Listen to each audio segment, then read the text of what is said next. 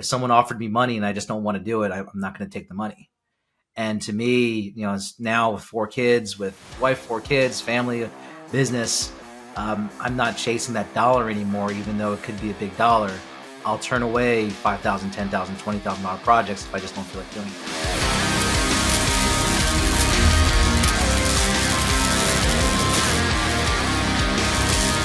I had a guy reach out to me who made basically became a millionaire by doing search engine optimization for DVDs. Okay. So Yeah. yeah. So he was like selling both DVD players as well as DVDs of actual movies and whatever, and he made a lot of money. And then Google changed something, and all of a sudden his sites are not ranking anymore. His system doesn't work anymore. That was a big lesson for me because, I kind of realized, okay, maybe I don't want to build a business around search engine traffic because it can just change overnight. So I didn't like that. But with him, he was, he was like, I want to work with you like one-on-one. And at the time, I still didn't really have too many one-on-one clients. So I was like, oh, one-on-one, somebody's willing to give me money. Yay. They're like, they got a pulse and a wallet and they want to give me money. That's amazing. And so I was like, I took a deep breath and I said, all right, well, my retainer is $1,000 an hour, and I shut up and I crossed my fingers and I prayed and and he was like, yeah, that's fine. So this guy buys 4 hours of my time, and by the 20th minute of the first hour, I'm like, oh my God. Oh my God. Why did I take on this client? It was like, he was really difficult to talk to. He wouldn't listen to me. He wouldn't take my advice at face value. He would always question everything. I mean, it was just a really frustrating experience as a coach because apparently this guy wanted to prove me wrong more than he wanted to follow my approach. And, I didn't claim to have the best approach in the world, but he obviously wanted to work with me because I had an approach. And so it was mine. It was just so frustrating to me.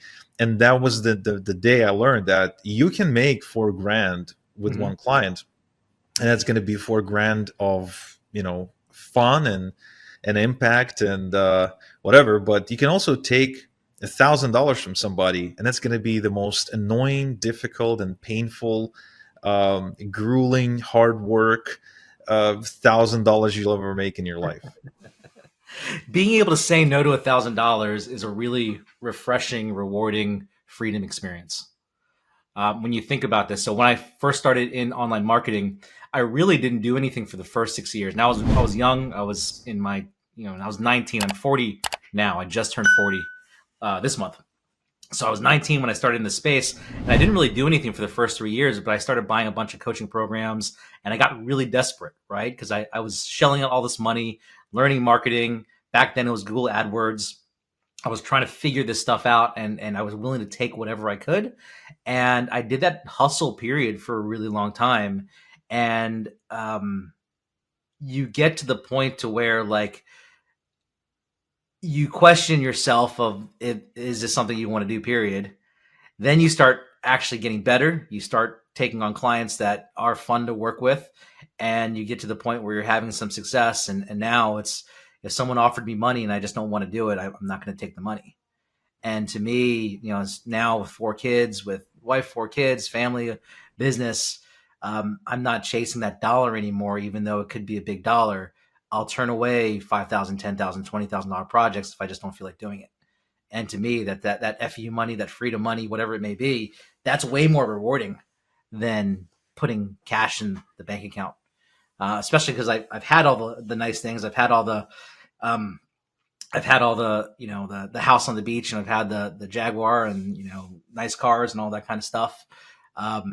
All that's well and good, but as I've sort of grown in this, it's understanding what I really want. And it's cool if that's what people want. But for me, understanding that I want more time freedom, I want to be able to have more time with my family. I want to be able to have a very comfortable and under the radar life and build what I want in terms of time. That means a lot more. And so it took me a long time to understand that journey, understand my own worth, understand the things that are sort of necessary to not only understand the skill sets of a marketer, but the skill sets of a business owner, the skill sets of a human, and really actualizing and understanding the things that I want in life. But it's much more freeing that way, Yeah. especially. And I think I told you this before. Is especially when we built a massive business in what we were doing, and it all came crashing down in a single day when COVID hit because it was a big seminar company. And to build this and realizing I was building somebody else's dreams and goals and not what I originally wanted or set out to do. And when it all came crashing down, you go through this whole sort of realization of what am I going to do next, or who am I, or this sort of like life introspection that we're all still on the journey of. I'm still on the journey of, but then you really deep dive and say, hey, what do you actually want? Which is a interesting question to ask yourself as a marketer, right? So yeah, that's kind of where you discover things. And like you said, whether it's SEO and the game changing there, or the whole planet shutting down in a single day and your business disappearing, you have to think about the things that you truly want, and your reason why, and drive for that.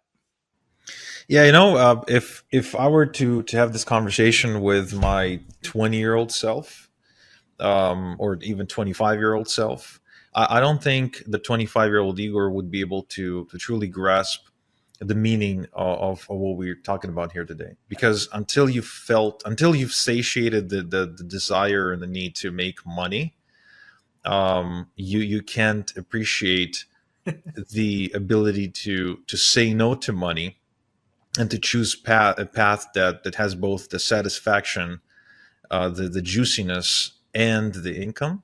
Even if you kind of you understand that you're giving up a big chunk of that potential income that you could be making.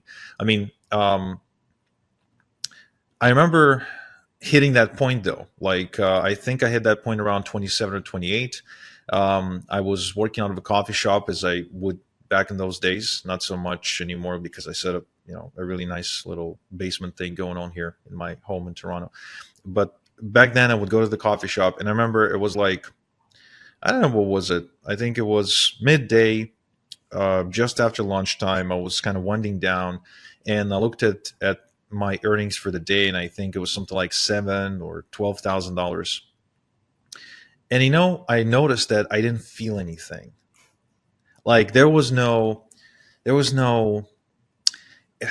It's like the difference between thinking about going out on a date with somebody you just started dating, and still you got these butterflies, and you really want to spend time together, versus getting together with the same person then, but say 7 years later, when you know everything there's to know about them, the good and the bad, their habits, what they like, what they hate. And you're spending time because you're used to spend time together, and there's not as much excitement anymore, so you're kind of going through the motions. And I even at one point actually was thinking about selling or shutting down one of my income streams, which was at the time a multiple six figure. I think it was $300,000 a year income stream. And I got I was working with a mentor, basically somebody who I considered to be a higher level marketer than myself. He was from England, from Newcastle. I actually haven't heard about him at all in recent years. I'm not sure what he's up to these days, but back then he was kind of hot. Every now and again, it's kind of like with football players and pop stars. They all have this period when they're hot, right? So he was hot, and everyone wanted to touch him. And so I paid him 15 grand. And I remember being on the call with him. I was like, oh, I'm just going through the motions with this thing, with that thing. He's like, well, why don't you get rid of this? Why don't you shut this down, or whatever? You obviously don't enjoy it. And I was like, yeah, I might shut this down. And then I went to talk to one of my best buddies at the time, who lived a few floors down in our condo building, and I was like, yeah, I was just talking to this guy, and he said I should shut down this $20,000 to $30,000 business that I have. And he looked at me, and he was smoking. We're in his balcony. He was like, "Are you a fucking idiot?" And I was like, yeah, I don't know. I wasn't sure what to answer to that, so I didn't shut it down, but but I did bring someone else in to run it. So I decided to kind of keep it, but not to be as involved in it because they didn't enjoy it as much, and go do something a little bit more enjoyable. There's so many different ways to look at any type of solution, any type of business challenge. There's so many different solutions, and especially if you have multiple mentors, they could say the completely opposite thing.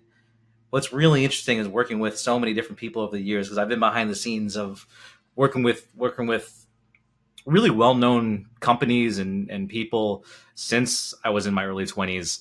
Um, Everyone, and when you look at behind the scenes, especially if I worked with a lot of stage speakers, when they walk off stage, everyone's the same. Everyone has the same fears. Everyone has the same doubts. Everyone has the same issues. They even have bigger issues. Especially if it's a personal development speaker. By the way, they walk off stage, it's a whole different conversation. And I see this, and I'm talking about people who I've worked with that have multiple books on the market right now that are bestsellers. Everyone has the same doubts in their minds, and when I understood that as a business owner, it made me feel better. That's a terrible thing to say. It made me feel better about my own situation when I got into dark times. When times got rough, when COVID nearly shut down our entire business, we had $300,000 in refunds in one single week. Yeah. So when we had that come up, it made me think, oh man, everyone goes through these times in business, and it's the ones who last are the ones who push through. You're going to find challenges in your life. You're going to find mentors who are to say opposite things from each other, like you were just saying, that may be completely counterintuitive. They might be right, but they might be wrong. The only thing you have to do is stick in it and find what works best for you. Because shutting off $30,000 of monthly income, in the long string of things, that might not, 5 years later, it doesn't really matter, you know, and you would have found something else. But in that moment, it's doing whatever's right for you at that moment. And I think that's super important. Yeah, I think you're really right. Something that you kind of learn as you go in this business, or as an entrepreneur, really, I think, is that in school we get taught that there's like, let's say, math teaches you there's really only one answer, right? There's like, if 1 + 1 = 2, 2 + 2 = 4, and there's really no dancing around it. And that's like the exact opposite sort of thinking that you bring to the table as an entrepreneur. Because as an entrepreneur, you look at one scenario and you can quite literally approach it from 10 different directions and fix it in 10 different ways. And you learn it with the more you communicate to smart entrepreneurs, the more, like, that's why I love joining these high level masterminds, and spend 2-3 days in a room with really smart people, often much smarter than me, because everybody experiences pretty much the same issues. They either chasing to get more customers, or they're trying to satisfy existing customers. They're thinking how to create the next product, or how to fix a product that doesn't really work, or like you said, somebody wants to publish a book, somebody already published a book but doesn't know how to sell it. I mean, all kinds of stuff. But essentially, if we spend enough time together with these people over the course of a year, you can probably list all of their problems on a sheet of paper, and it's going to be the same thing. But they all choose to solve the problem in a totally different way. Like, for example, let's say traffic is always a problem for every business, whether it's a successful business or not. If you're already getting traffic, you want more. If you're not getting traffic, you need it to make money. So you could do paid ads, you could do organic, you could do social, you can do email drops, influencer outreach, you can do joint ventures. There's so many ways to do it. And eventually everyone settles on at least one way that they do it, and they swear by it, right? And if you ask them to, it's like, how do I get traffic? They will immediately use their solution. They'll apply their thinking, their solution to your situation. Kind of like, if someone's got a hammer and just learn how to use it, right? Every problem is a nail.